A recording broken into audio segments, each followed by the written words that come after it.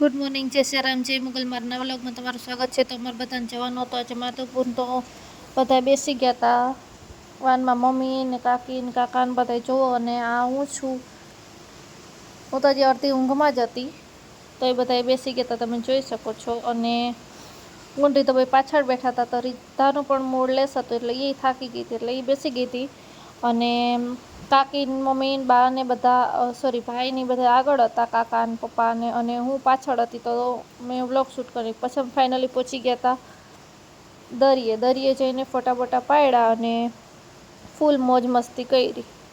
પછી તમે હું ને રીતો ભાઈ દરિયાની તરફ જવા લાગ્યા હતા. બધા કે એ આવતી રહો પાછી, એટલે પાછી અમે આવ્યા. તો મોજો એવું ઓટોમેટિક અમે બે દોડીને જ આવતી રહ્યું, કોઈનું કેવું પણ ના માન્યું. અને જોવો અમે ભાઈ કેટલું મસ્ત એન્જોય કરતા હતા, મજા આવતા હતા. એટલી મસ્ત કપડાની કંઈ પરવા જ નથી, પલળી ગયા બધાય. મસ્ત પક્ષી ઉડતા હતા, મસ્ત દરિયો શાંત હતો, તો ખૂબ જ મજા આવતી હતી. તો મેં દરિયાનું એન્જોય કર્યું અને ફોટા બોટા પાડ્યા, વિડીયો ઉતાર્યા, રીલ્સ બનાવી, વ્લોગ શૂટ કર્યા, બહુ બધી એન્જોય કરી. અને દરિયાની મોજે પાછી બે બીકણીઓ દોડીને કાંઠા પર આવી ગયું. પછી ઊંડી તો બે હાથ પકડીને કિનારા ઉપર દોડતા દોડતા આવી ગયા. એટલામાં તો મસ્ત એવું મોજું ને પગલે અમારા છપાઈ ગયા હતા. નિશાની તો રાખવી પડે ને. પછી આ બધું દરિયાનું પબ્લિક હતું. માધવપુરનું બીચનું ખૂબ જ મહત્ત્વ હતું, એટલે બહુ બધી પબ્લિક ત્યાં આવી ગઈ હતી. અમે થોડાક વહેલા ગયા હતા, એટલું બધું પબ્લિક હતું નહીં, પણ હજી આવવાનું ચાલુ જ હતું. જોઈ શકો તમે, બધા મસ્ત એવો એન્જોય કરે છે. મસ્ત એવો દરિયો એકદમ શાંત નદી જેવો છે, અને બધા એમાં સ્વિમિંગ કરે છે. પેલા ખટારાના ને એના બધાના ટ્યુબ લઈને આ બધા છોકરાઓ કેવી મસ્તી કરે છે. અને આટલું બધું પબ્લિક પણ ફેમિલી સહિત બધા અહીંયા આવે છે. માધવપુરનું ખૂબ જ મહત્ત્વ છે એટલા માટે. અને આ બધું છે દરિયાનું વ્યૂ. તો તમે જુઓ કે કેવો દરિયો છે, અને આ બધું પબ્લિક જે ખૂબ જ મોજ મસ્તી કરી રહ્યું છે. આ બધા કિનારાનો એરિયો છે, જ્યાં બધા તંબુ બાંધીને બેઠા હતા. અને મેં ચાલુ કરી દીધું હતું દરિયાનું ખોદકામ.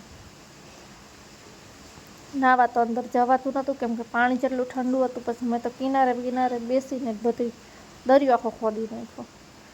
એટલા અમિત પણ આવી ગયો દરિયો ખોદાવવા માટે. તો તમે જોઈ શકો છો કે અમે બે વર્ગી ગયા હતા દરિયાનું ખોદકામ કરવા.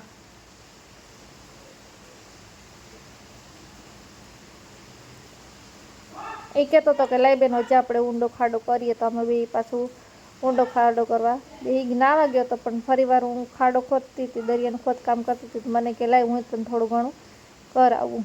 પછી મેં મસ્ત એવો દરિયાનો ખાડો કર્યો, પણ દરિયાને મારો ખાડો ગમ્યો નહીં, એટલે એને પાણી ભરી દીધું. પછી હું પાછો ખાડો કરવા બેસી ગઈ હતી. મારે પગ ધોવાતા, એટલા માટે હું મહેનત કરતી હતી. દરિયાનું ખોદકામ કર્યું, છીપલા ગોઈતા, અને હું મતલબ બેસી ગયા હતા.